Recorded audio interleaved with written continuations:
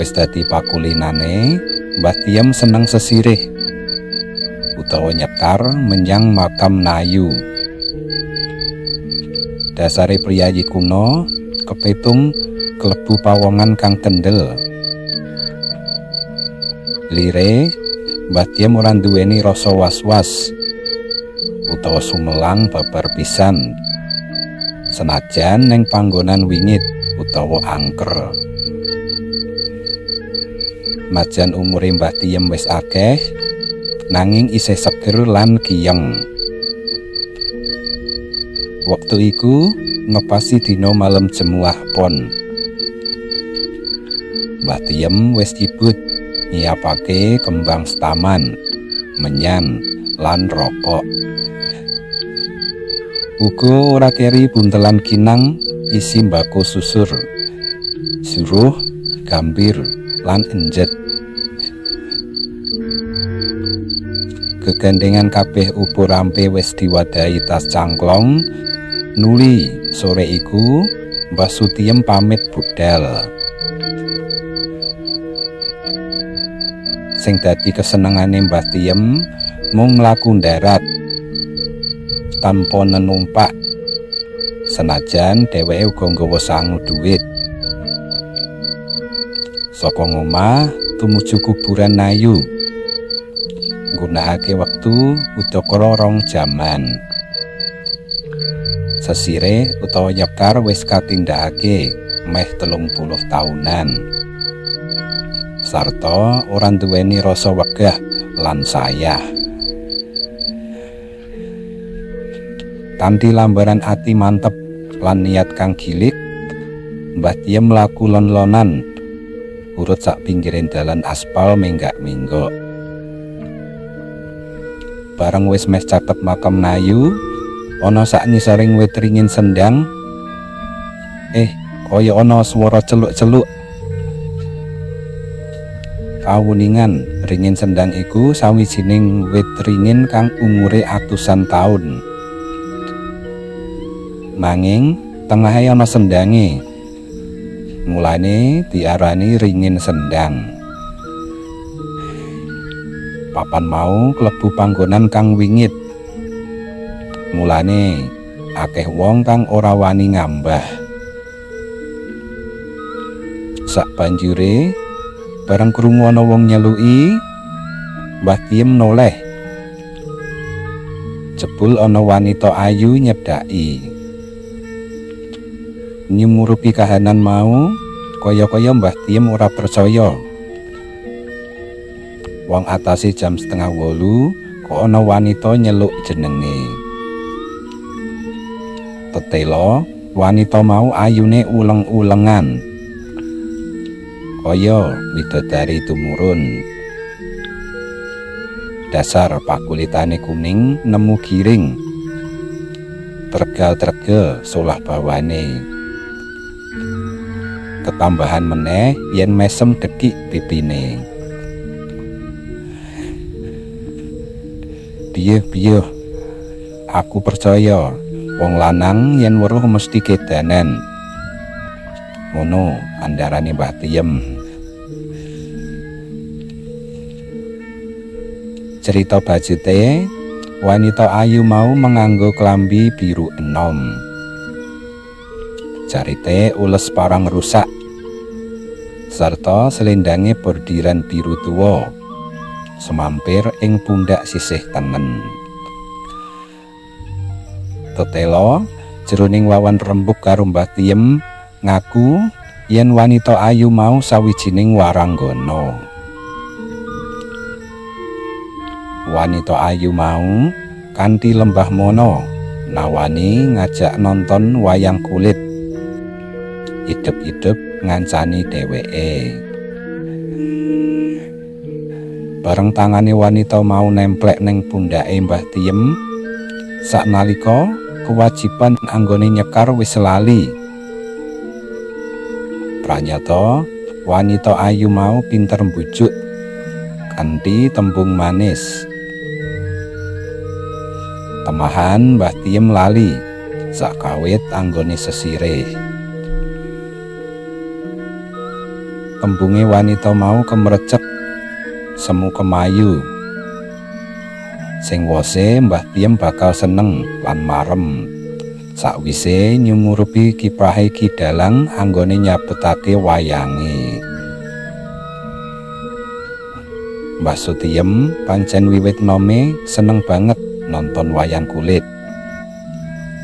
Mula ora barang aneh yen wektu ditari ora suwala sumrintil nyaguhi.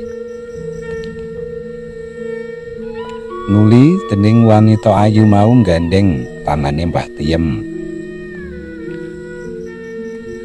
Rumangsane Mbah Tiem diajak wanita mau mlebu dalan rumpil. Nuli biar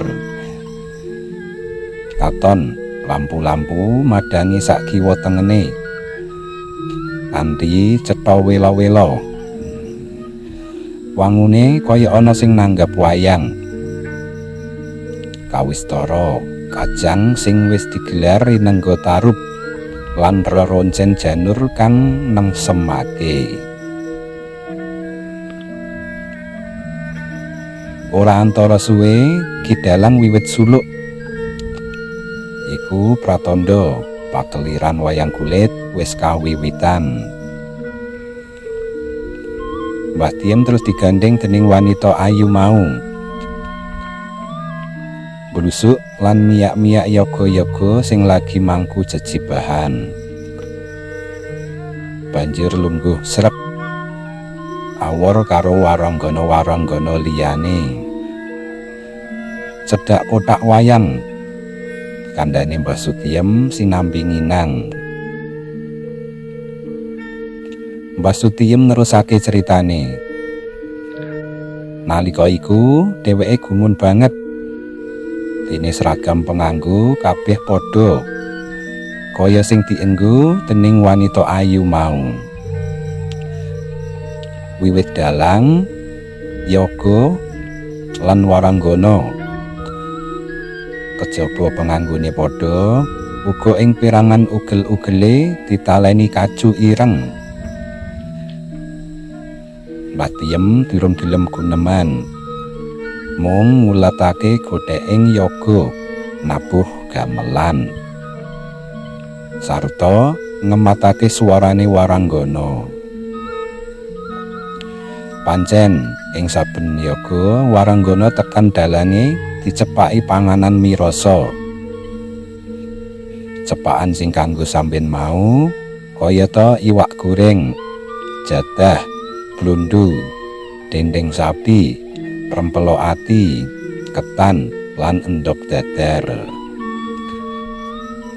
Sing luwih nggumunake meneh ing mburi pakeliran uga tinemu omben-omben lan sego sarta maneka warna lawuh sing enak-enak sing ora tau disumurupi sadurunge. Sedhela-sedhela wong ayu mau nawani Mbah Tiem dikon nyambi apa sing disenengi. Nanging Mbah Sutiem ora gelem. Anggone nolak kanthi alus.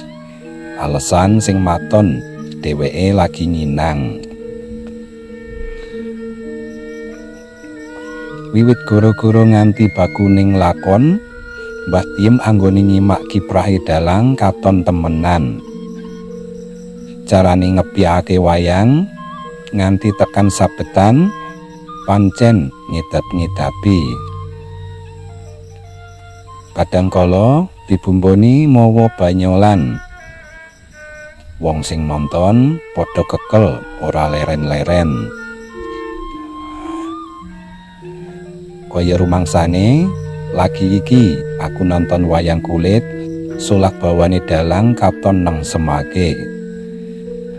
Tandese Mbah Tiem karo ngubahake susure.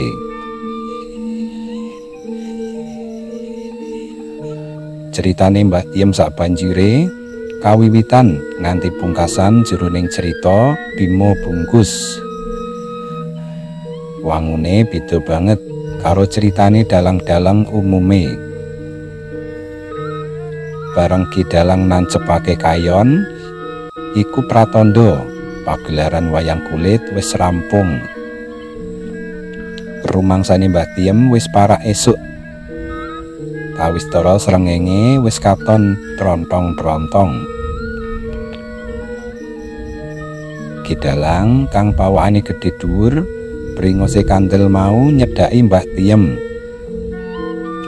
Perlune nawani ngombe lan mangan. Emane Mbah Sutiem tetep puguh ora gelem. Sing kanggo alesan lagi nginang. Bubariku makles. Sutiem kaya dijorokake. Nuli pet biar ora ngerti sangkan parane Mbah Tiem tiba kulumah cedak sendang utawa ringin sendang. Dheweke terus menyat tangi kita-kita enggal mule. Kamangka wayahe jam 12-an. Ewa semono sak kiwa tengene ringin sendang ora ana wong siji-sijiya. Tekan omah Mbah Sutiem cerita apa anane marang keluargane. Sing sadurunge padha bingung goleki. Kabeh keluargane padha benerake kedadian mau. Suwene nganti 3 dina. Wiwit budal nganti mulih. Kanggone Mbah Sutiem, anggone lunga nonton wayang mung sewengi wae.